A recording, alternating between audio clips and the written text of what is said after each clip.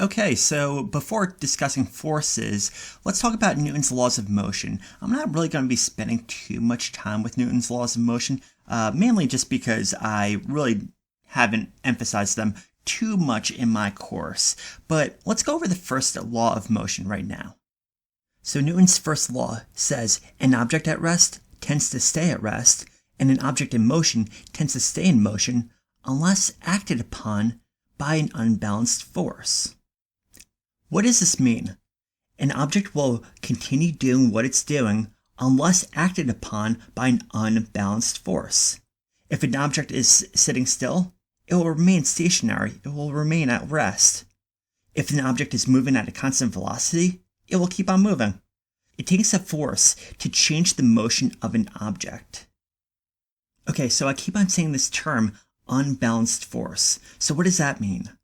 Okay, well, first let's talk about balanced forces. Say if you actually have a physics book over here, it's resting on a table. Hey, you know what? We know that the physics table has a certain amount of weight to it, and it's pushing down on the table. Well, what's the reason why it's not falling through the table? Well, it's being held up by the table, and if there's a downwards force acting on the table, the book's weight, then there must be a force acting upwards on the book as well to keep it on the table. Say if you're sitting in your chair right now, your weight is being applied down, your weight is being exerted onto the chair itself, pushing down onto the chair, and the reason why you're not falling through the chair or it's not giving out on you is because there's a force that's acting up as well.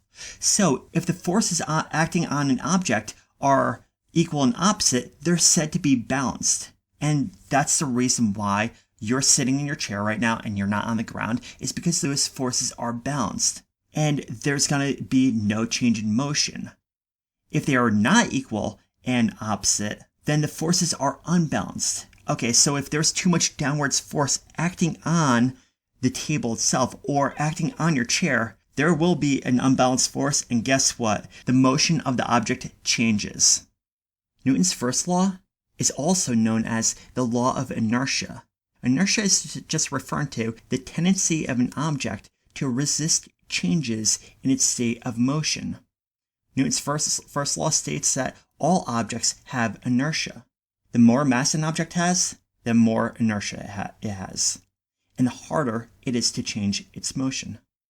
So once again, an object in motion tends to stay in motion. Objects at rest tend to stay at rest unless they're acted upon by an unbalanced force.